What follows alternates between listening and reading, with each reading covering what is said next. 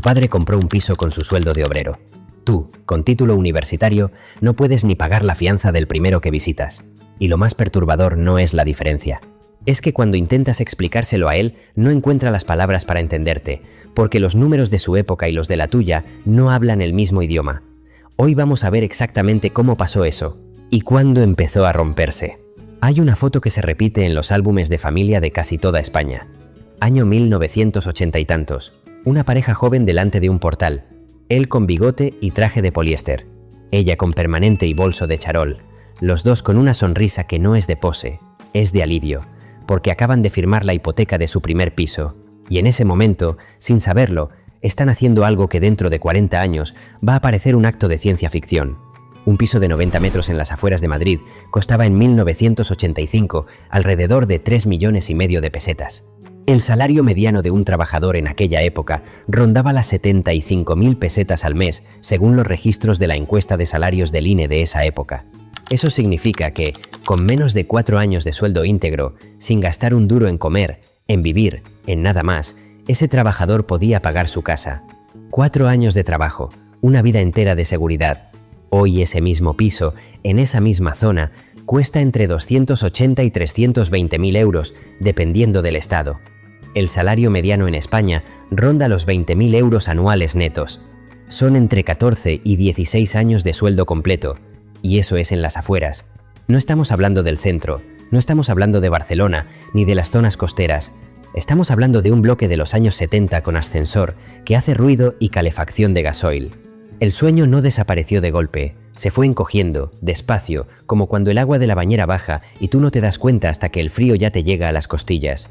Para entender lo que se perdió, hay que entender primero lo que había. Y lo que había era un país que acababa de salir del franquismo con hambre de normalidad, hambre de frigorífico propio, hambre de llave propia, hambre de algo tuyo que no se lo pudiera quitar nadie. El acceso a la vivienda no era un debate político en los 80, era una expectativa, una cosa que pasaba en la vida de las personas, como el primer trabajo o el primer hijo. Terminabas el servicio militar, o encontrabas trabajo estable, o te casabas y entonces ibas al banco con tu cartilla y el banco te daba una hipoteca. Porque eras una persona seria, con un contrato indefinido y una vida entera por delante para pagar. El banco no te hacía sentir que te estaba haciendo un favor. Era una transacción ordinaria, entre gente ordinaria, 50.000 pesetas de entrada, cuotas que dolían pero que cabían en el sueldo. Los tipos de interés en aquella época podían ser altos, muy altos en algunos momentos. Hubo familias que lo pasaron mal, que apretaron el cinturón hasta casi cortarse, que renunciaron a vacaciones y a coches y a cenas fuera durante años para no perder el piso. Eso es real y no hay que romantizarlo. Pero incluso en los momentos más duros, el precio del suelo mantenía una proporción con lo que la gente ganaba. El mercado tenía una lógica interna que lo anclaba a la realidad humana. Eso es lo que se rompió.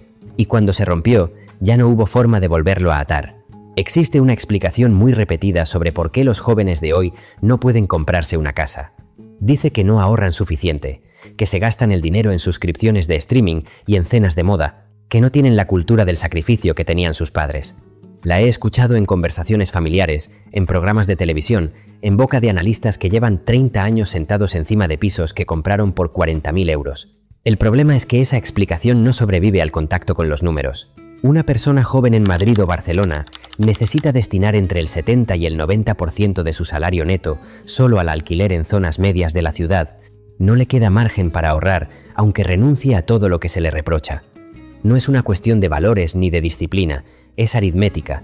Y los datos del INE, de Eurostat y de cualquier estadística pública de vivienda de los últimos 10 años dicen lo mismo. La proporción entre precio de la vivienda y salario medio se ha roto de una forma que no tiene precedente en la historia reciente de este país.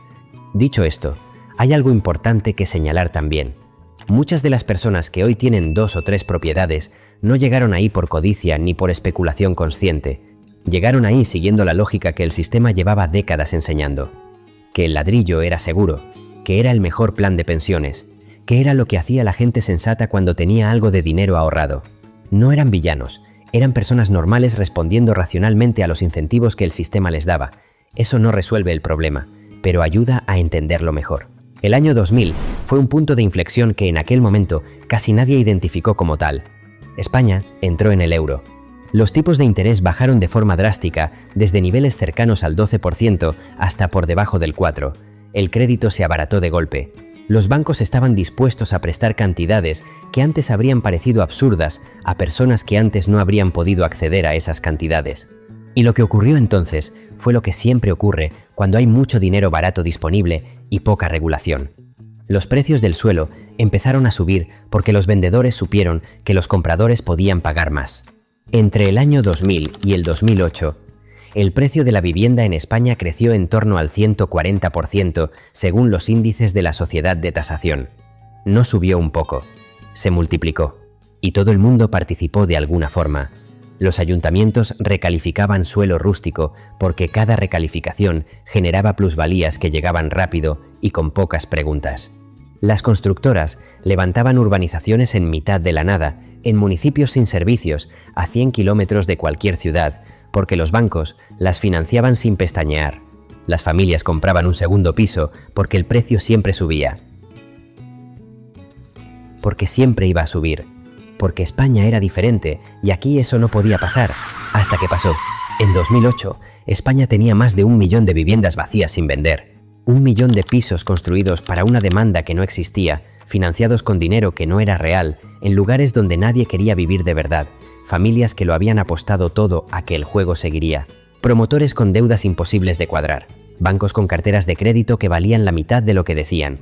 El Estado rescató al sistema financiero con cifras que el Banco de España cifró en más de 60.000 millones de euros de ayudas netas, sin contar los activos absorbidos. El dinero de todos.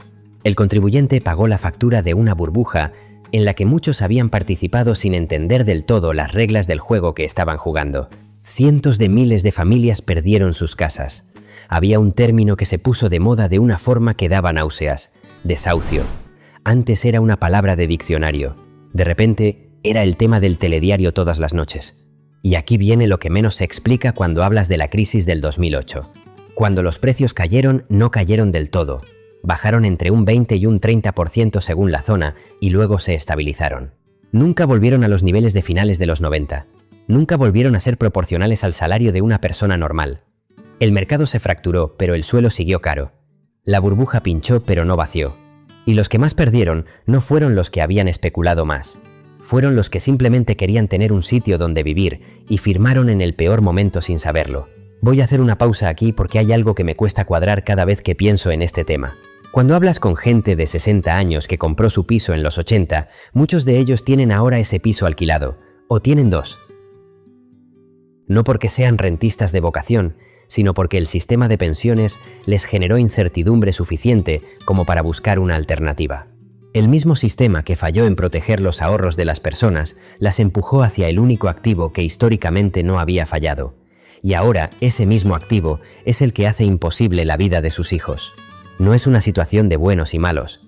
Es una situación donde el sistema produjo incentivos que lógicamente colisionaban entre generaciones. Y eso, en mi opinión, es lo más difícil de resolver, porque no basta con cambiar una ley, hay que cambiar lo que la gente entiende por seguridad.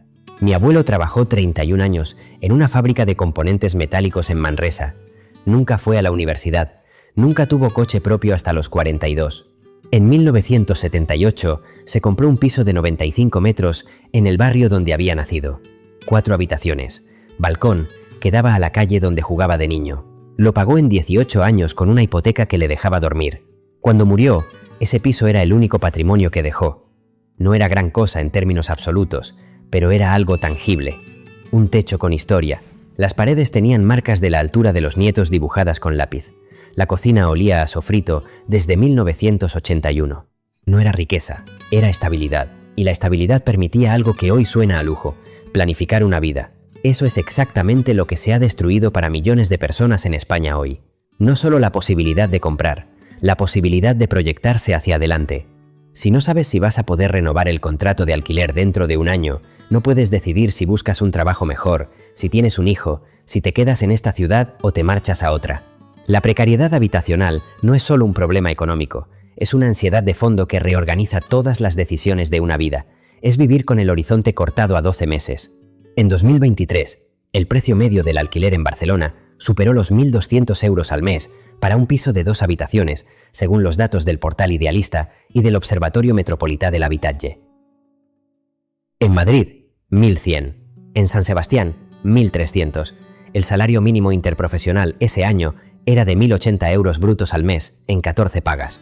Neto, aproximadamente 900 euros mensuales. Eso significa que una persona cobrando el salario mínimo no podía pagar el alquiler de un piso pequeño en la periferia de cualquier capital con lo que ganaba en un mes. Sin luz, sin agua, sin nada más. Pero el problema ya no afecta solo a quienes cobran el salario mínimo. Eso es lo que ha cambiado en los últimos 10 años y lo que hace que la conversación haya saltado de invisible a urgente. Hay enfermeras con contrato fijo en hospitales públicos que tardan hora y media en transporte en llegar a trabajar porque no pueden permitirse vivir cerca. Hay profesores de instituto con oposición aprobada que comparten piso con 2 personas más porque la alternativa es irse de la ciudad donde les han dado plaza. Hay parejas con 2 sueldos por encima de la media que no consiguen hipoteca porque los precios han subido tan rápido que la cuota mensual supera el umbral que marca el banco, aunque los ingresos sean razonables. Los economistas consideran saludable destinar hasta el 30% del salario neto a vivienda. En Madrid y Barcelona, ese porcentaje para un alquiler medio supera el 60% para quien gana el sueldo mediano. No el salario mínimo, el sueldo del trabajador típico. En 1987, el Estado español puso en el mercado más de 140.000 viviendas de protección oficial, según los anuarios del entonces Ministerio de Obras Públicas y Urbanismo. 140.000 en un solo año. En 2022, el número fue de algo menos de 10.000 para todo el país, según el Ministerio de Transportes, Movilidad y Agenda Urbana. 10.000. Para 47 millones de personas, con una demanda concentrada en grandes ciudades que llevan una década acumulando presión. El mercado privado no va a cubrir esa diferencia, no porque sea malvado, sino porque no tiene ningún incentivo para hacerlo. El mercado privado construye lo que es más rentable. Lo más rentable es lo más caro. Y lo más caro no es lo que necesita la mayoría de la gente que busca su primer piso. Pedir al mercado libre que resuelva el acceso a la vivienda es como pedirle a una empresa de lujo que fabrique ropa de trabajo. Puede hacer lo que quiere, pero no es su negocio. Hay modelos que funcionan de otra forma. Viena gestiona casi el 47% de sus viviendas a través de parque público o cooperativas sin ánimo de lucro y el alquiler medio está aproximadamente a la mitad que en Madrid. Pero hay que decir algo que los que citan el modelo de Viena suelen omitir. Ese parque lleva casi 100 años construyéndose. Los primeros grandes bloques de vivienda social vienesa se levantaron en los años 20 del siglo pasado.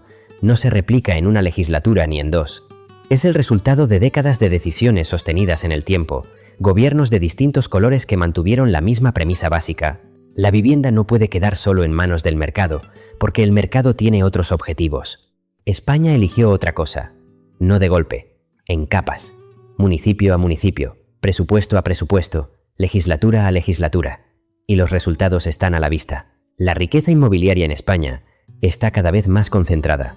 Los datos son del Informe de Estabilidad Financiera del Banco de España y del Informe sobre Concentración Inmobiliaria elaborado por el Ministerio de Consumo junto al CSIC a partir del panel de hogares de la Agencia Tributaria, publicado en abril de 2026. En 2008, el 54% de los propietarios tenía un único inmueble. Hoy esa mayoría se ha invertido. El 51% de los propietarios tiene 2 o más. Los hogares con entre 6 y 10 propiedades han aumentado su parque un 51% desde la crisis. Los grandes tenedores, con más de 10 inmuebles, han multiplicado su patrimonio por más de 4, pasando de 138.000 a 626.000 inmuebles. No es solo que los pisos sean caros, es que hay cada vez menos personas que los venden y cada vez más personas que los acumulan. El mercado se está reorganizando alrededor de esa lógica. Y quienes quedan fuera no tienen forma de entrar mientras las reglas del juego sean las mismas. Y en medio de todo eso, los centros históricos de Madrid, Barcelona, Sevilla, Málaga, San Sebastián se han vaciado de vecinos de toda la vida. Los apartamentos turísticos han colonizado los barrios que durante generaciones fueron el tejido social de las ciudades. No porque el turismo sea el villano único de esta historia, sino porque cuando un piso puede rentar 1.500 euros por mes en alquiler vacacional frente a 700 en alquiler habitual, la lógica económica lleva a una sola dirección, y esa dirección deja sin vecinos a los barrios y sin ciudad a las personas que los habitaban. La pregunta que me llevo es esta.